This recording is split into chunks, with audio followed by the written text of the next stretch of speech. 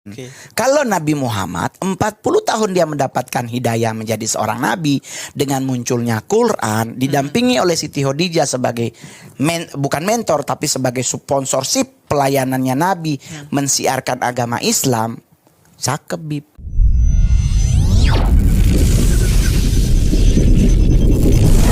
Yang dasar banget diajarin apa tuh? Tentang menghujat Nabi. Oh, harus menghujat Nabi. Iya, tidak ada menyembah setan. Pokoknya kalau ada bilang, oh gereja setan tuh menyembah setan. Mohon maaf, Bib, satanisme tidak pernah menyembah setan. Dia menghujat Nabi. Nabi. Semua Nabi. Iya. Tahu kenapa, Bib? Kenapa? Satanik menghujatnya Nabi. Kenapa? Karena hanya Nabi yang punya jejak. Oke, kalau Tuhan nggak ada wujudnya, nggak ada jejaknya. Nggak ada. Para nabi Yesus gitu kalau agama Kristen, Nabi Muhammad agama Islam. Pasti kan ada jejaknya, pernah kemana, ngapain. Nah, sisi itulah yang kita lakukan penghujatan dengan cara mencari celah untuk umat percaya tidak percaya lagi dengan nabinya. Oke, itu strateginya. Strateginya, karena kalau kita nggak percaya lagi dengan nabi, berarti kita udah menjadi bagian dari satanik. Iya, gua pernah tuh ceramah itu. Jadi kata gua, jangan lo membranding seolah-olah poligami itu buruk. Kata gua, kalau lo gak suka kepada orang yang mempraktikkan poligami karena dia tidak adil, mempermasalahkan oknum-oknumnya, permasalahkan oknumnya, jangan poligaminya. Karena kalau poligami itu ajaran Islam yang jelas-jelas ada, walaupun untuk melakukannya banyak sekali syaratnya. Dan Nabi berpoligami. Jadi kalau lo gak suka ke poligami, berarti nanti lo akan gak suka kepada Nabi lo. Kalau udah gak suka sama Nabi lo, berarti lo udah bahaya. Berkurang keislamannya atau bahkan bisa pupus. Udah bahaya tuh. Karena kalau di saat kita melakukan yang namanya keraguan-raguan kepada Nabi kita, kepada Nabi Muhammad, atau kalau kami Kristen kepada Yesus Kristus, itu akan terbentuk di di otak kita, mau alam bawah sadar maupun yang tidak sadar, kita mulai memunculkan keraguan-raguan. Salah baca buku, kelar hidup kita. Game. Oke. Nah, jadi itu yang dilakukan satanik. Kalau yang dihujat apa, Ngol? Yang dihujat kalau kami di agama Kristen, ya kan, dihujat oleh satanik itu adalah tentang ketidakjelasan Yesus lahir. Itu pertama, Bib. Karena di satanik kan dibilang begini di Alkitab, bahwa Yesus itu adalah keturunan Raja Daud dari jalur Yusuf bapaknya. Tuh. Sedangkan beliau lahirnya di Bethlehem. Itu areanya Yudea. Nah, masa keturunan seorang raja kok nggak dapat tempat tidur buat ngelahirin gitu loh. Lahirnya di wilayah lain malah. Justru lahirnya di kandang. Kalau di Alkitab nih, Bib. Nah, jadi kita cari gimana yang kita bisa ubek. Akhirnya membuat orang sebelah sana, bener kan, nggak mungkin kayaknya dia Tuhan. Nggak mungkin dia seorang nabi. Sama juga dengan Nabi Muhammad. Diubek sebelum beliau menjadi seorang nabi. Diubek lagi setelah dia menjadi seorang nabi. Diubek lagi siapa istri-istrinya. Nah, cari sisi lemahnya nabi-nabi ini, itu yang dihantam. Nanti keluar buku, Bib. Buku-buku yang seolah-olah adalah buku yang mendukung alibi tentang ketidakjelasan para nabi ini. Dan buku itu hanya beredarnya di dalam kalian aja? Di kalangan sendiri. Misalnya gue mau beli di Gramedia itu gak ada ya? Kadang ada. Tetapi yang paling gampang nyari adalah di ATM. Apa tuh ATM? Suka ada traktat yang kertas. Di strapless, terus ditinggal-tinggalin di situ tentang ajaran ini. Nah, itu tuh bagian dari yang nggak benar itu. Strategi marketingnya dia. Karena kalau orang di ATM kan otomatis bacalah buat bahan bacaan. Padahal kan dia lupa. Makin kita mempelajari, termaktub di otak, itu mempengaruhi keimanan kita. Langsung meragukan tuh. Kadang bahasa kau tuh meragukan tuh paling berbahaya. Karena rata-rata sebagian kita imannya tipis.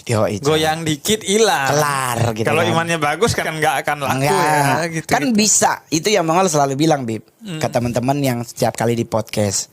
Gue selalu bilang, kalau kita beragama Kristen, rajinlah baca Alkitab.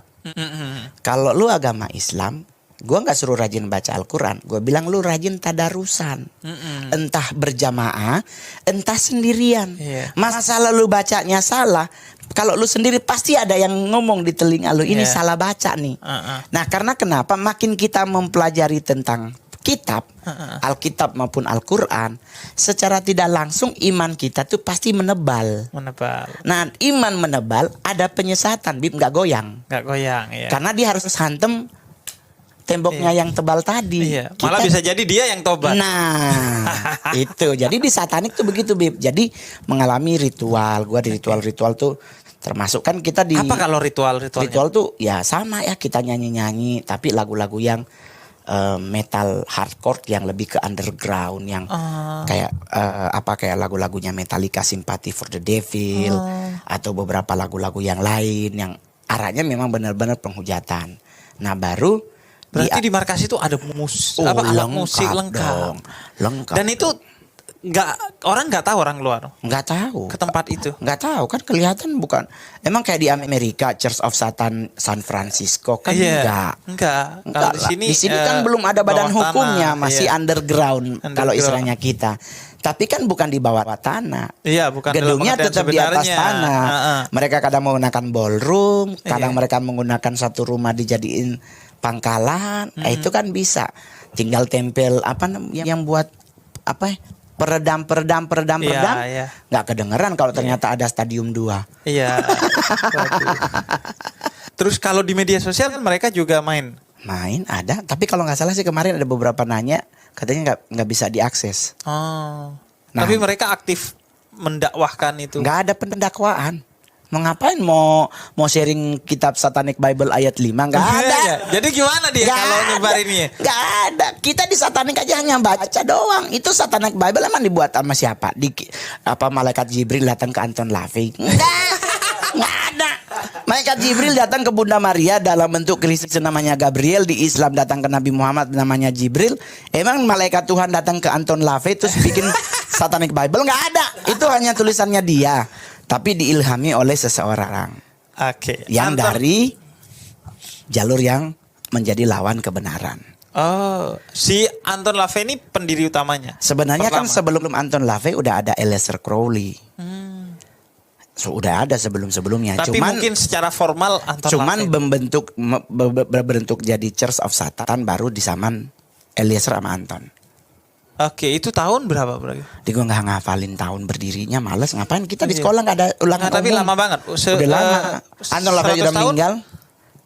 Udah lama banget, tahun 60-an tuh kalau nggak salah. Udah lama banget pokoknya. Kalau ditanya kapan berdirinya gereja setan, kami nggak pernah merayakan ulang tahun gereja. Kirain maulidahan. Nggak ada. Hari lahir Lucifer nggak ada. Di Lucifer aja kita nggak tahu ulang tahunnya kapan. Lagian kalau Lucifer ulang tahun dibawain ke ulang tahun, bagaimana dia niup? Ini kan kalau dia niup celaka semua. Malah makin gede. Ini meninggal. Kenapa Satanik itu nyerangnya Kristen ya? Sebenarnya semua agama. Satanic Bible bukan utamanya kan? Satanic Bible bukan Satanic Quran, bukan Satanic. Sekarang mau dipertanyakan kenapa hanya kata Satanic Bible? Kenapa tidak ada Quran Satanik kan? Sekarang pertanyaan balik. Yang di Satanik itu kan yang menyatakan di agama Kristen tuh ada Tritunggal. Sekalipun ada pro dan kontra. Karena ada yang tidak percaya. Nah, satu hal yang pasti di dunia Satanik memang kami hanya fokus kepada pribadinya Kristus. Pribadi Yesus. Karena pendataan akurat Alkitab itu tentang Yesus tuh ada. Kalau tentang Nabi Muhammad kan risalahnya kalau menurut kami Satanik kurang lengkap. Menurut Satanik. Karena memang kita cuma hantem Yesus. Oleh sebab itu Satanik itu mencari celah tentang Kristus itu. Karena di Alkitab, nih mohon maaf Bib, ini tidak melecehkan agamaku ya. Saya juga beragama Kristen. Di Alkitab Yesus hanya muncul sampai usia 13 tahun. Setelah itu dia muncul lagi di usia 30 tahun, 29 ke 30 tahun. Ada usia yang dia tidak terdata di Alkitab. Alkitab hanya menjelaskan Matius 1, 2, dan 3. Yesus terakhir di bait Allah bersama ibu dan ayahnya dengan ahli Farisi. Setelah itu hilang. Matius 4, Yesus di padang gurun. Otomatis usia 14 sampai 28 tahun tidak terdetek Yesus kemana. Nah, satanik mengambillah usia ini untuk dijadikan sebagai bahan pertimbangan untuk menyesatkan umat Kristen. Kalau Nabi Muhammad 40 tahun dia mendapatkan hidayah menjadi seorang nabi dengan munculnya Quran, didampingi oleh Siti Khadijah sebagai bukan mentor tapi sebagai sponsorship pelayanannya Nabi mensiarkan agama Islam. Cakep, Bib. 40 tahun Nabi Muhammad tuh sistematis. Sistematisnya terus nggak ada jeda sampai bisa muncul Idul Adha, semuanya ada pendataannya. Yesus hilang 14 tahun. Kekosongan itu yang biasanya diisi oleh mereka. Dari para nabi hanya Yesus yang kosong di usia 14 until 28 tahun. Nabi Muhammad 40 tahun sampai dia meninggal jejaknya ada. Ketemu ini. Ngomong-ngomong Mongol fasih lo jelasin Nabi Muhammad, jelasin Quran. Kan gue bilang Al-Fatihah gue hafal. Yusuf gue hafal. Yusuf hafal. Hafal buat cincin.